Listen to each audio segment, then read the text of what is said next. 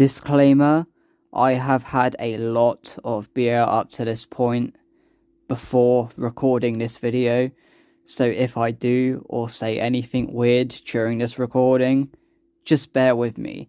Anyway, without further ado, motherfuckers, let's get into it, shall we? What is up, guys? Old School Gamer 13 here, back with yet another showcase video on the channel. Now, I am recording this one literally minutes after recording my last showcase video, so they're both being recorded in the same night. It is currently freezing in my flat right now, and I'm barely holding on, so bear with me. I hate the winter. I'll probably get both these videos uploaded tonight, or I might not get them both uploaded tonight. If I don't, I will at least get the first one uploaded by tonight. And by the time this one reaches you guys, it will probably be like the day after, or 2 days after my last showcase video. So anyway, let's just get into it. In this video, I want to show you guys the version of Grand Theft Auto 3 that you might not know or be aware at all actually exists. Yeah, it might sound crazy, but I'm talking about the 1.40 version of GTA 3 on PS2. Now, to break it down for you guys and to properly explain it to you, 1.40 was basically a version of GTA 3 that was released by Rockstar accidentally, by mistake, and was never meant to happen. Yes, I know, even I was completely unaware of this version as a kid, even up to a teenager, even into early adulthood, before I reached my age right now of 24. I only basically found out about this version, at least by some time around last year, I'm pretty sure. And I had no idea about this version, or what it was, or the fact that it even existed. Now, as you can see, I have a version of the first print of GTA 3. The first print of GTA 3 for the UK, that is, in the black case, and it is inside of a box protector, just like all my games are now, kept in the best condition possible. Now, from first glance, this might just look like a normal first press release of GTA 3 for the UK market, but it's actually a lot more than that. For those of you that don't know, and I only found out this information recently, there were two versions of GTA 3 on the first press release, released at the exact same time when it first came out. Version 1.60 and version 1.40. Now, for basically every GTA game there is, the first press releases were always NTSC, released in North America. Those were the first releases for every single GTA game, and for most games, especially on the PlayStation 2, they were always released in America first. They always saw like an American release first, before they reached the UK market. And that is true, as the NTSC version of GTA 3 in North America was supposed to be the first press release, and it is. But there is a slight bit of information that a lot of people don't know about GTA 3. There is actually an earlier version, and it was only ever released on the UK market in PAL format. And I'll explain this to you guys right now, basically what happened. During development, Rockstar Games had to remove a load of things from GTA 3, as it was released in 2001, right after 9/11. And there was a lot of controversy surrounding this game, because it was the first ever GTA, 3D era GTA game, that is, ever released, after the 2D era. The first 3D era GTA game, and it caused a lot of hype and also a lot of controversy. But even more so due to the fact that this was released pretty much straight away after 9/11 happened. And it sparked even more controversy, because there were so many things in the game that referenced things like terrorism and violence and shit like that. A lot of things like that went against what the public would probably want, or like politicians or all these other people in the media would probably like go against and stuff. So in the original version, in the beta, you could actually blow up planes. Yeah, you could get a bazooka and you could blow up planes in the airport the exact same way you could blow up vehicles like any other vehicles like cars or anything like that. This was basically in this version of the game, in the beta. Now, while this isn't present in this version, not even in the 1.40, it's just a bunch of stuff that was eventually removed because of 9/11. And the 1.40 version contains certain aspects of the game that were left in accidentally and released as the first release accidentally when it wasn't supposed to be. So, for example, one change that I want to point out is the fact that there is a certain building in Portland Island that wasn't there in the original release. In the pre-release version, well, in the beta version of GTA 3, before it actually saw a release date, originally that building wasn't supposed to be there. It never existed. And there is a dodo that flies around all of Liberty City, starting from Portland Island, going through Staunton Island, and then Shoreside Vale. Now, in the final release of the game, for all final releases of the game, the dodo only flies around a short section of Shoreside Vale, avoiding all low-hanging skyscrapers, buildings, or anything like that. And that dodo is only ever seen in Shoreside Vale. Now, in the pre-release version, the dodo had a separate flight path. It was meant to fly all around Liberty City and have a much larger flight path. Now, this flight path is still intact in 1.40, but it was left in there by mistake. And that building, that particular building in Portland Island, near the alleyway where you get the police bribe, that building originally wasn't supposed to be there. So the flight path of the dodo flew straight past that area. But where they eventually made the building in the final release, but left the flight path in accidentally, the plane ironically ends up clipping straight through the building and flies straight through that building. Right after 9/11 and this game comes out and they accidentally release this version, the dodo clips through the building in Portland Island and you can wait for the dodo to fly through it because it was left in there by mistake. And ironically, it looks identical to the Twin Tower attack of 9/11. And it references it in a sort of way, which is quite ironic, and you can see how much controversy that would spark. Other things that were taken out of the game were not even to do with 9/11, but I'll mention another one to do with 9/11. During the mission Kingdom Come, where Catalina sets you up with the madmen who have bombs strapped to their chests and go after Claude. In this version, originally, they were called the Spanked Up Suicide Bombers. In the subtitles, they would say, kill the Spanked Up Suicide Bombers.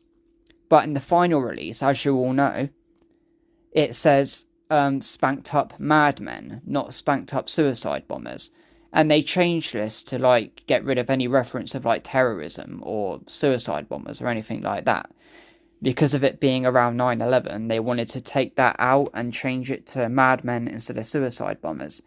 Now, in this version, in the subtitles, they still reference them, like, they still, like, associate them to suicide bombers in the dialogue.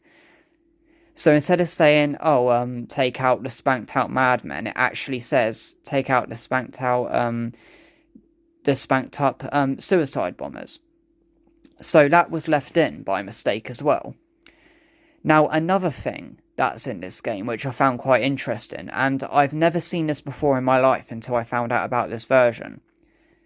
During the exchange, the final mission of GTA 3, in this particular version, Catalina says, throw over the cash, and you can have your sync computer back or something like that. Now, in the 1.60 version, the version that everyone knows about, she just says throw over the cash, and that's it. Now, the version that second part was likely removed is because Catalina wasn't actually talking to Claude. She was talking directly to the Colombians. When she said throw over the cash, it was basically telling the Colombians to throw over the cash to her, not telling Claude to do that. Because she was talking directly to the Colombians and not to Claude, that second part made it look like she was talking to him, when actually she wasn't. So that's the only reason they took that part out. But in this version, the 1.40 version, she goes ahead and basically says that second line, and it's something along like you can have your stinking computer back, or something along those lines. Now, yeah, this version still contains that, and a bunch of other things as well. Like, there's so many things in here, like even glitches that weren't present in the final release. Such as when you go through coronas and stuff, when you're doing side missions, they make a sound when you hit the checkpoints. Like, when you go through like the checkpoints, when you're doing side missions, like the Patriot side mission and all that stuff, the checkpoints make a noise when you drive through them. But in this version, they don't make any sound at all. So, like, there's, like, loads of things like that. There's some missions where, like, certain dialogue is actually missing, or certain things don't play right and is missing.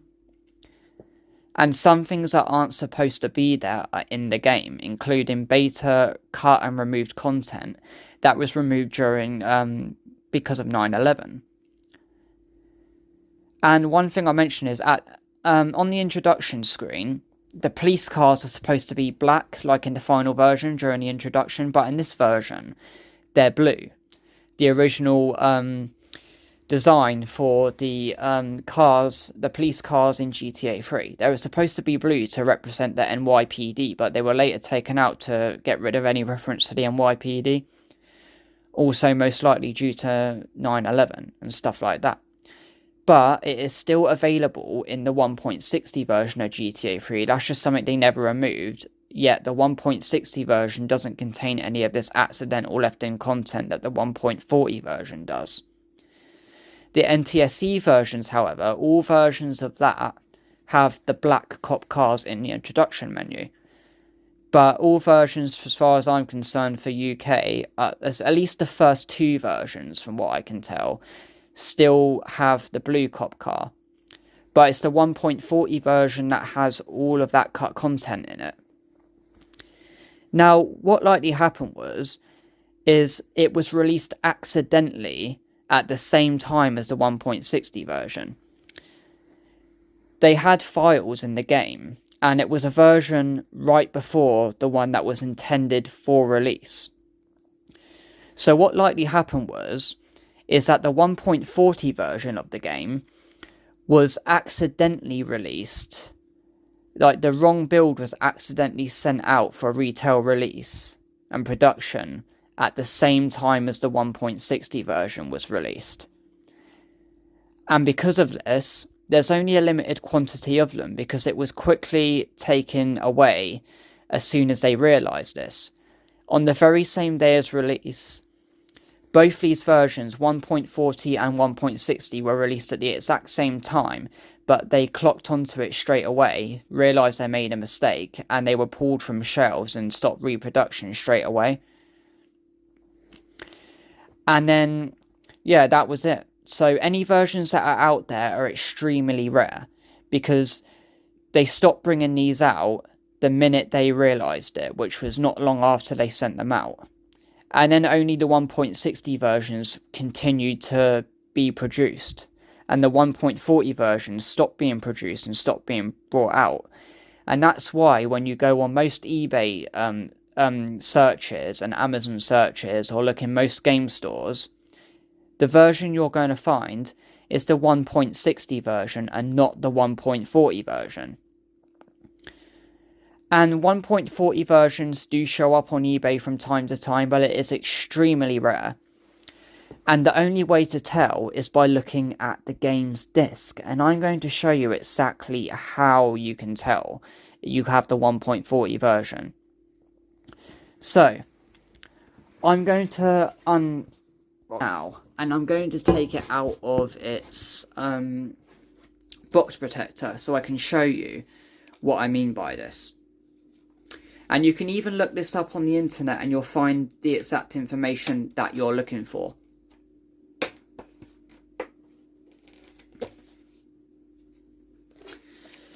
I'll take this out the box protector.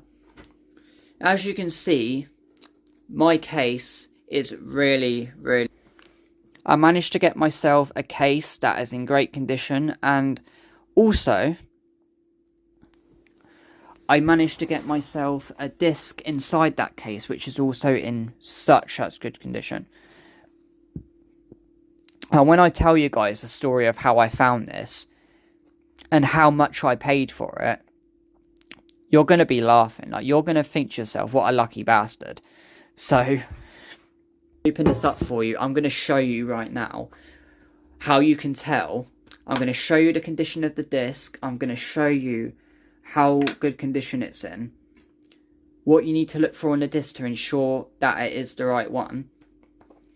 And I'm going to show you everything. So, you want to be looking for this particular code right here, SLES-50330/UK. Now, what you guys want to be looking for is, on most versions for the UK, there'll be a hash symbol on the end of the UK sign. This version was only available in the UK and nowhere else, right? So most Day 1 copies for the UK will have that hash symbol at the end of the UK sign, but not all of them do. Very few amounts of them don't have that hash symbol at the end, and that's how you can tell. You need to have the black case version of GTA 3, and you need to have the disc that looks like this. Not the other variant style with the disc. If you want the 1.40 for the UK, you're going to want a disc that looks like this. So, not the other variant that says GTA 3. You're going to want the one that says Grand Theft Auto 3. That looks like this. And you're going to want a disc that says this exact code on the front of the disc. If the hashtag symbol is on the end of the UK, then I'm afraid to say you have the 1.60 version. The main version that everybody knows about. It's not special, it's just the intended release.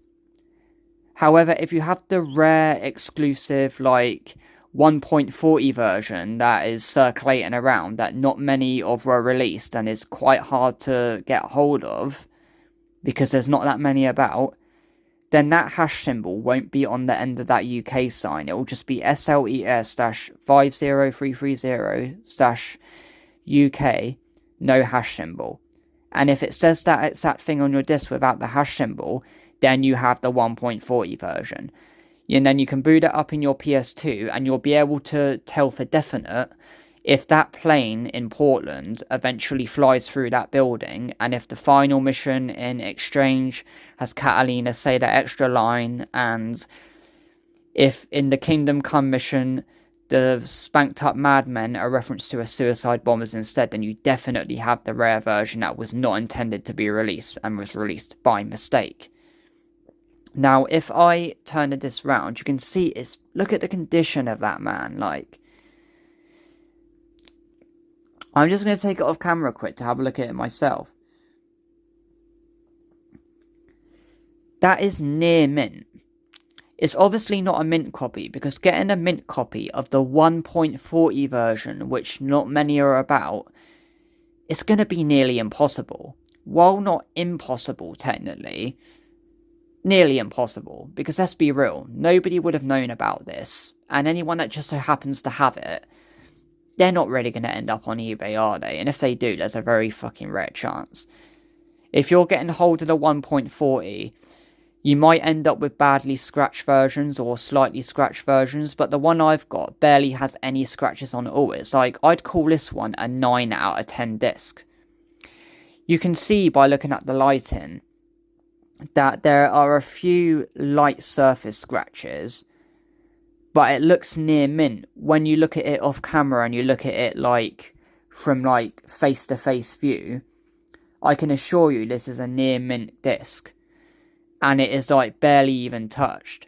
Getting a 1.40 copy in this condition is very rare and very hard to get, and especially at the price and the circumstances I managed to get it.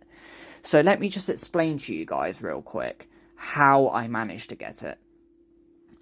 And it's going to be mad when I tell you. So I basically went on eBay, right? And by the way, this is the only way for you to really legitimately find it. I mean, you can find it through friends or family that might own it themselves, or maybe other websites where people are willingly selling it and telling you what it is. But eBay is the main place that you want to get it from. And the only way for you to tell that it's that version is that you have to like basically go on every single eBay listing, find the black case, look at the discs of, you know, when they show the images on eBay, you have to look at the disc and you have to zoom in on the disc and look at the code and see if it has the hash symbol in the end.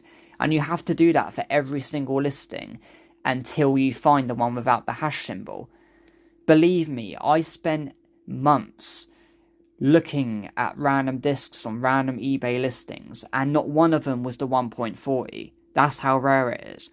I even messaged random like eBay sellers that didn't show the disc on their listing, that didn't show it as a picture, and I asked them, hey, does your disc have the hash symbol at the end or not?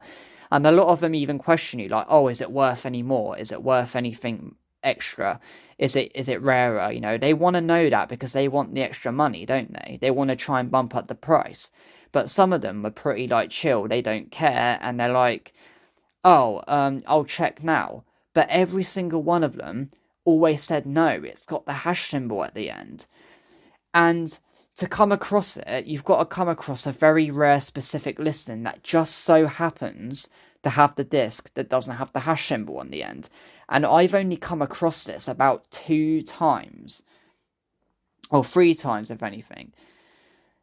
How I got this copy, I got it on a random PS2 job lot listing.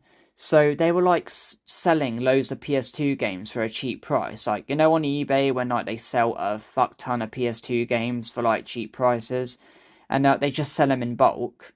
I got it from one of those listings for about 2 to 3 quid. I'm not even joking you. It was about 2 to 3 quid for a near mint copy of the 1.40 version of GTA 3. And I didn't even say anything to the seller. I just outright bought it. And he didn't ask anything about it because he genuinely did not know that the copy that he had was really rare. And, you know, very hard to even come across nowadays. And I basically managed to buy it off eBay for 2 to 3 quid in that condition. That's mad. Other versions I had to pay a little bit extra because I found one version in a bundle with GTA San Andreas and another version randomly, which was a little bit more than that. But on both of those other listings, the disc was like quite scratched and a little bit in worse condition. But this is the only near mint copy I found, and that's the one I keep in the box protector, and I don't play that. But I want to show you guys something else. I have this. And this is not in the box protector. This is just a random case of GTA 3. And inside of here, I have one of the other discs that I found as 1.40. As you can see, it has the exact same thing again without the hash symbol. But if we look on the back of this disc, I will turn it around and show you guys. If we look on the back of this disc, you can see that this one is covered in scratches, but it's not unplayable. It's covered in scratches and it's in poor condition, but it still works, and it doesn't have any errors when playing the game. So, what I do is, I keep my near mint copy as a collector's item inside of this box protector, and I never put it in my PlayStation. I never play it, so I can 100% minimize any risk of it getting damaged or dented or whatever. But this version is the version that I play for my memory card, and that I play to have fun and like experience and that. So this is my playable copy. I keep it in this case right here,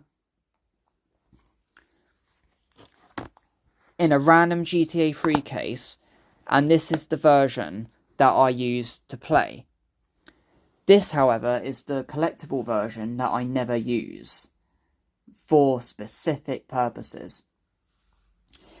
Now, I can't leave you guys a link in the description, unfortunately, because there is none on eBay from what I can see, and even if there is, you'd have to do some very, very deep diving to find it. All I can recommend to you guys is just like ask about friends, family, websites, look on eBay every now and then. The very minute that you see a listing with a disc that doesn't have that hash symbol at the end, or a seller that tells you it's specifically that version, then that's how you're going to get it.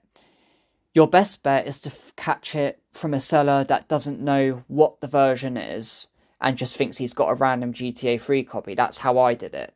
And I got it for £2 to £3. Really, really luckily. But if the seller knows what it is, they're going to sell it for extortionate prices, probably to hundreds of pounds sometimes. And you don't really want that. So your best bet is to just go through eBay listings until you come across it, and hope that your version is actually in good condition as well.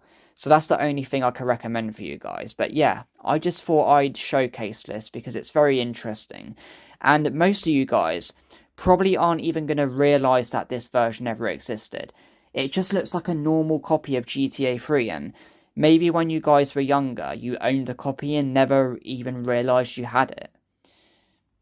Like, literally, it's that mad. You guys could have owned a copy of it, not realised you had it, sold it to a friend, sold it online to a CEX shop, or you might still have it and you probably don't even know. Like, if you have any copies of GTA 3 lying around from the past, give the disc a check and see if you have 1.40, and if you do, don't ever sell it on. Keep hold of that thing, because they are very scarce nowadays, especially nowadays.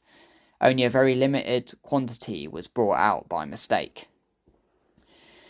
If you guys want more context on it, I'd recommend Googling it and looking into it. Looking it up on the internet, because you guys are going to find so much information. You can find absolutely everything that was cut from this version of the game on the actual intended version of the game. Yeah.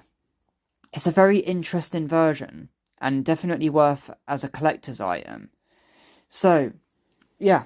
Anyway, I hope you guys enjoyed the video. Have a good one. Hope you guys have a great day. And I will see you in the next one.